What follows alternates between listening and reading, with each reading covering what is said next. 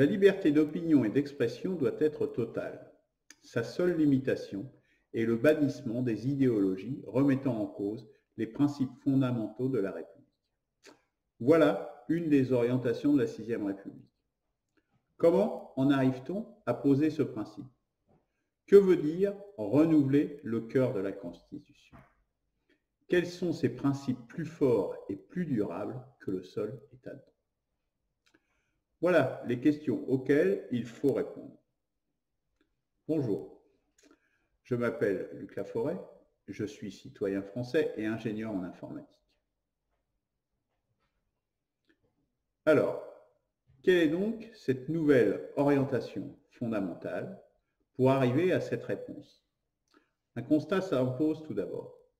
Les Lumières, la Révolution de 1789 et les droits de l'homme ne nous ont pas prémunis de dérives importantes. Si elles nous ont permis un développement humain et économique sans précédent, les effets délétères sont eux aussi de premier ordre. À l'actif, on mettra par exemple la fin de l'esclavage, la démocratie, l'éducation élargie et, surtout après la Deuxième Guerre mondiale, une amélioration du niveau de vie et de la santé. En passif, on citera notamment des systèmes démocratiques biaisés, la colonisation, même si le tableau n'est ni tout blanc ni tout noir, l'exploitation des hommes, voire des enfants, les guerres, en particulier mondiales, la surexploitation de la nature, la tendance à la dégradation des sociétés humaines. L'expérience montre donc que le seul état de droit issu des Lumières et de 1789 sont insuffisants. Bien sûr, ce n'est pas en mettant quelques phrases dans un texte que l'on résoudra tous les problèmes du monde. Voilà une autre évidence. Car les classes sociales, les lobbies, l'État profond et autres réseaux sont également à l'œuvre. Ils exercent leur force. C'est pourquoi ce qui compte, c'est de mettre en place des mécanismes de régulation, de contrôle, de canalisation des forces. C'est ce qui permet de durer et d'être efficace. D'installer ces instruments est par conséquent essentiel. C'est l'objet principal de la Chambre des forces productives. Ignorer cette notion de force, surtout parce qu'elle s'exerce dans la durée, c'est s'aventurer dans l'utopie. Et les utopies, lorsqu'elles sont mises en pratique sans pragmatisme, sont dangereuses et source de bien des malheurs. Par ailleurs, imaginons un instant une décision prise par des mécanismes véritablement démocratiques, c'est-à-dire exprimant l'opinion majoritaire dans le peuple. Supposons cette décision comme n'étant pas la plus appropriée d'un point de vue théorique, sur le papier. Il faut bien être conscient que cette solution, même imparfaite, est la solution la plus adaptée au contexte, à l'état d'esprit du peuple à ce moment. C'est donc l'option la plus acceptable globalement, quand bien même elle ne satisferait pleinement personne individuellement. En somme, c'est un compromis ou un consensus qui, par définition, répond à une situation à un instant donné dans le temps. Un compromis pouvant évoluer lorsque la société elle-même aura évolué.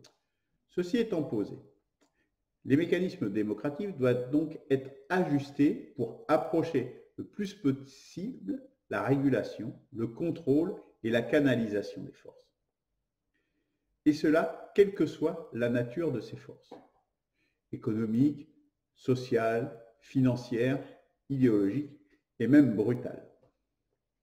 L'architecture de la Sixième République s'inscrit dans ce cadre, car c'est la condition de son existence et de sa durée. En somme, pour être réaliste, elle doit être à la fois, premièrement,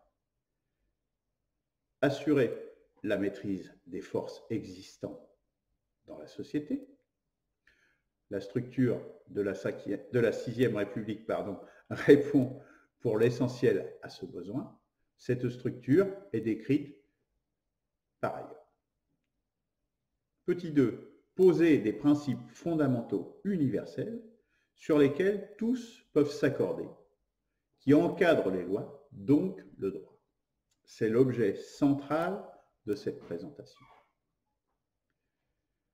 Nous ne sommes pas les premiers, bien sûr, à s'être posé ces questions. Parmi les penseurs, deux d'entre eux m'apparaissent comme les plus pertinents ici. Tout d'abord, Simone Veil, la philosophe morte durant la Seconde Guerre mondiale. Elle passa d'une opinion pacifiste avant la guerre à la résistance avec le général de Gaulle. Elle a beaucoup travaillé à ses principes universels, motivés par la pression exercée par la barbarie hitlérienne, à l'œuvre à cette époque. Comme les constituants depuis 2 siècles se sont appuyés que sur les droits de l'homme, les constitutions actuelles ne peuvent pas faire prendre conscience des obligations aux citoyens dans divers domaines. Écologie, surexploitation globale des humains et des ressources, la paix, etc. Il faut donc prendre conscience de la primauté des obligations sur les droits selon la philosophe Simone Veil. Nous y reviendrons, Simone Veil étant la principale source des principes fondamentaux de la Sixième République. Seconde figure importante, inspirant la Constitution, est aussi un philosophe français, Michel Clouscar, marxiste, disons orthodoxe. Il fut le premier, dès les années 1970, à identifier et théoriser le libéral-libertarisme, c'est-à-dire l'alliance de l'idéologie de la libéralisation des mœurs de consommation avec l'idéologie du libéralisme économique. Une des figures de proue de cette alliance contre les producteurs est Daniel Cohn-Bendit. Michel Clouscar a aussi tracé des pistes pour une nouvelle constitution, dont nous pouvons nous inspirer. La notion d'obligation prime celle de droit. Voici la clé que nous donne Simone Veil. La notion d'obligation prime celle de droit. En d'autres termes, la notion d'obligation est d'un ordre supérieur à la notion de droit. Une obligation étant définie comme un besoin universel et éternel des êtres humains. Qu'est-ce que cela veut dire, un besoin universel et éternel des êtres humains? Que ces besoins sont totalement indépendants de la société, de la culture et de la coutume. En d'autres termes, quand bien même il n'y aurait qu'un seul homme sur Terre, les besoins de cet homme demeureraient intacts. Or, dans la même situation, la notion de droit aurait bien peu de valeur. Voilà pourquoi la notion d'obligation est de nature supérieure à celle de droit. Quelle est la principale conséquence de placer les obligations au-dessus du droit? Que ces obligations envers les hommes doivent être le plus possible garanties par les sociétés, les cultures, les coutumes. Par exemple, l'homme a besoin de se nourrir. C'est un besoin de son corps.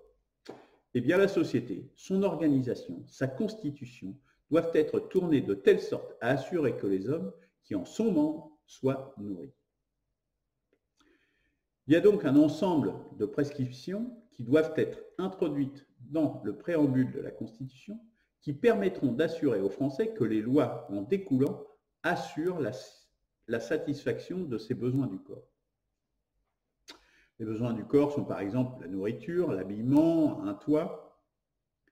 Ces besoins du corps nous prémuniront des techniques nuisant à notre santé. Plus généralement, ils fourniront un principe fondamental pour que le déploiement de notre société s'opère tout en assurant la préservation de l'environnement et des hommes et par extension de la nature. Mais les besoins du corps ne sont pas les seuls. L'homme est aussi un être social, sensible, émotif et pensant. C'est ce que l'on nomme habituellement l'âme humaine. L'âme aussi a ses besoins, des besoins auxquels la société doit également s'obliger le plus possible. Les besoins de l'âme sont plus difficiles à identifier que ceux du corps. Simone Veil en fournit une liste de 15. Ceci forme une base de départ solide, tant cette philosophe a impressionné de véritables grands penseurs du XXe siècle, comme Albert Camus. Les intellectuels de notre temps, dans le cadre des Nouvelles Lumières, dont la Constitution de la Sixième République se veut la fille aînée, sont invités à consolider cette liste. Le premier de ces besoins est l'ordre. Le premier, car sans ordre, rien de sérieux n'est possible, pas même le frivole. C'est aussi le moyen de pouvoir arbitrer dans les situations où deux obligations entreraient en contradiction. Toutefois, il conviendra d'adapter ces préceptes philosophiques à la réalité. C'est sans doute cet écart qui a conduit Charles de Gaulle à s'inspirer seulement marginalement des travaux de Simone Veil à la Libération en 1946 et pour la Ve République en 1958. Cet écart, il nous faut donc le combler. Un autre besoin est la liberté d'opinion. Dans cette partie, Simone Veil affirme par exemple qu'il est essentiel pour les gens d'être libres d'exprimer toute opinion ou idée. De plus, elle préconise aussi à ce sujet d'interdire les partis politiques. Ce dernier point est bien évidemment totalement inconcevable aujourd'hui. Aussi, il nous faut adapter ce principe à notre réalité. On pourrait le reformuler rapidement ainsi. La liberté d'opinion et d'expression doit être totale. Sa seule limitation étant le bannissement des idéologies identifiées comme remettant en cause les présents principes fondamentaux. Excite donc la police de la pensée, mais aussi les idéologies répertoriées comme combattant fondamentalement ces principes. La liste complète des besoins de l'âme définie par Simone Veil est la suivante. 1. L'ordre, déjà évoqué. 2. La liberté. 3. L'obéissance. 4. La responsabilité. 5. L'égalité. 6. La hiérarchie. 7. L'honneur. 8. Le châtiment. 9. La liberté d'opinion. La liberté d'expression totale est un besoin absolu de l'intelligence, nous dit Simone Veil. 10. La sécurité. 11. Le risque. 12. La propriété privée. 13. La propriété collective. 14. La vérité, le besoin de l'âme le plus sacré. 15. Le passé, le plus vital. Le travail qui est donc devant nous est d'étudier ces besoins philosophiques bruts afin de les décliner en principes réalistes pour la France d'aujourd'hui. Il s'agira par exemple d'incorporer les apports du philosophe Michel Muscat à la suite des mutations introduites par le libéralisme libertaire dans le prolongement de mai 68. Cet ensemble formera le préambule de la Constitution de la Sixième République.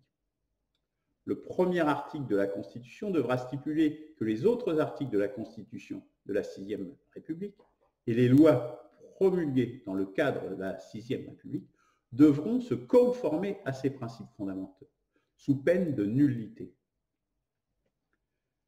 L'élaboration du préambule et la rédaction des articles de la Constitution sont des chantiers à mener désormais.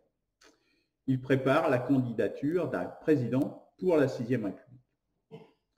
Vous pouvez également consulter et réagir sur une autre présentation de ces principes fondamentaux via une animation vidéo également disponible sur cette page. Des épreuves du préambule seront publiées dans les mois à venir. Pour concrétiser cet espoir et éviter la barbarie, il faut nous entraider. Juristes, intellectuels ou simples citoyens, vous êtes tous invités à la rescousse. Pour vous engager, vous pouvez visionner la vidéo « Action pour la Sixième République ». Regardez-la dès maintenant. Vive la France, l'avenir et la Sixième République.